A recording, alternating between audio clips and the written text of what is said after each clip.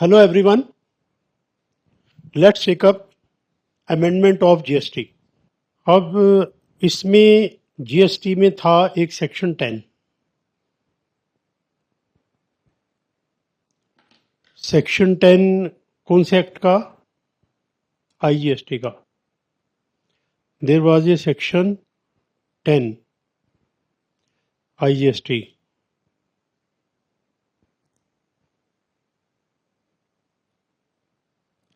इसमें था place of supply of goods. इसमें एक छोटा सा चेंज है।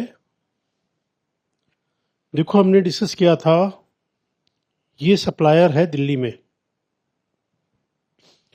और ये सप्लाई करेगा। रजिस्टर्ड को तो अलग सिस्टम है, अनरजिस्टर्ड को तो अलग सिस्टम है।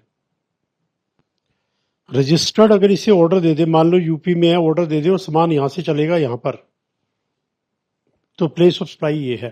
रजिस्टर्ड पर्सन खुद यहां आ जाए तो प्लेस ऑफ सप्लाई ये है दिल्ली।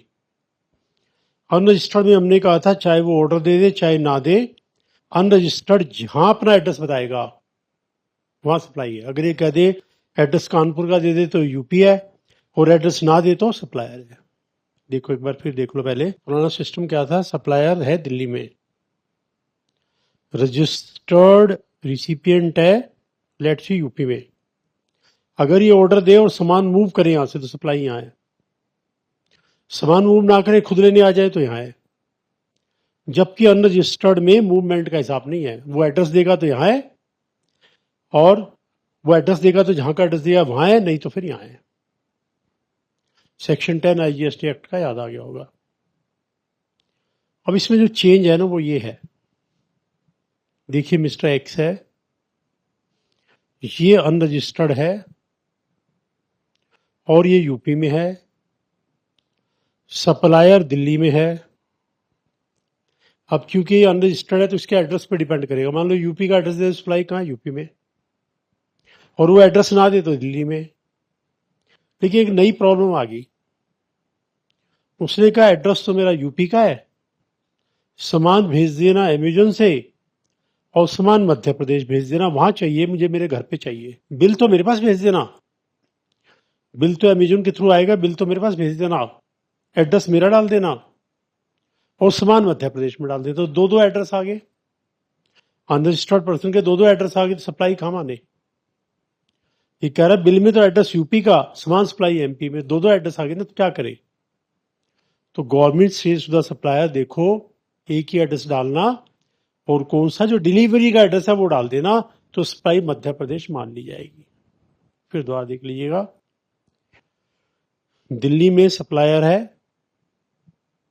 अनरजिस्टर्ड डीलर है, दिल्ली में आता है, एड्रेस अपना यूपी का बताता, सप्लाई यूपी मानी जाएगी। एड्रेस नहीं बताता, दिल्ली मानी जाएगी। कौन सा सेक्शन? सेक्शन 10।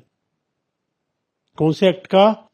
आईजीएसटी का। लेकिन इसने कहा सप्लायर को अमेजोन के थ्रू सामान भेज देना, और सप्लाई और एड्रेस, बिल पे एड्रेस तो ये वाला डाल देना, सप्लाई मध्य प्रदेश में कर देना। अब गवर्नमेंट से भी है तो दो दो एड्रेस बता दी तूने, एक डिलीवरी का अलग बता दिया, बिलिंग का अलग बता दिया, तो ऐसे नहीं चलेगा। सप्लायर तुम एक ही एड्रेस में लिखना, कौन से वाला? डिलीवरी का। तो सप्लाई कहाँ मानी जाएगी? यहाँ। ये एक छोटा अमेंडमेंट आया है। और जो हमारा एमकेजी एजुकेशन का आइकन नंबर 9 है, अमेंडमेंट उसमें दे रखी है। आइकन नंबर 9 का सीरियल नंबर है ये 15। अगर आप पढ़ना चाहो वहां से पढ़ लेना, फिर जरूरत नहीं है, इतनी है जो मैंने बता दिया, ये ज्यादा समझ में आएगा आपके। लिखवा भी देता हूं यहाँ, in case any unregistered person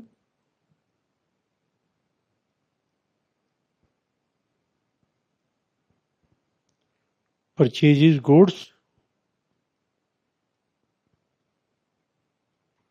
through ECO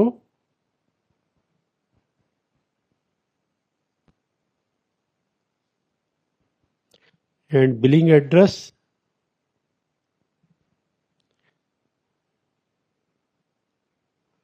and the address of place of supply are different.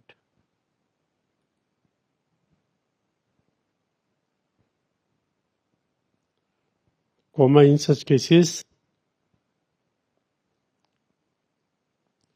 supplier should mention address of delivery.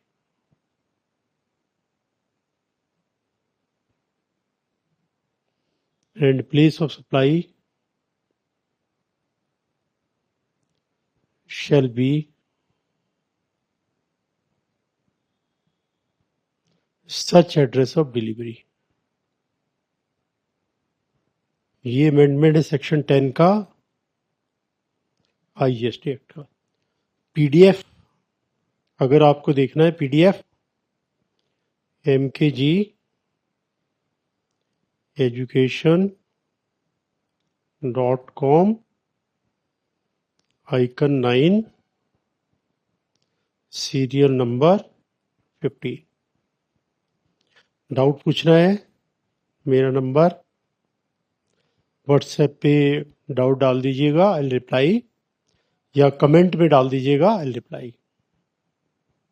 ठीक है. This is one small amendment. फिर रिपीट कर दूं, अगर कोई unregistered dealer, common man, unregistered person सामान मंगवाता है issue के थ्रू, बिलिंग एड्रेस डिफरेंट है, प्लेस ऑफ डिलीवरी डिफरेंट है, तो सप्लायर जो प्लेस ऑफ डिलीवरी का एड्रेस है वो लिखेगा और यही प्लेस ऑफ सप्लाई माना जाएगा. I think the point is clear. ठीक है. ओके.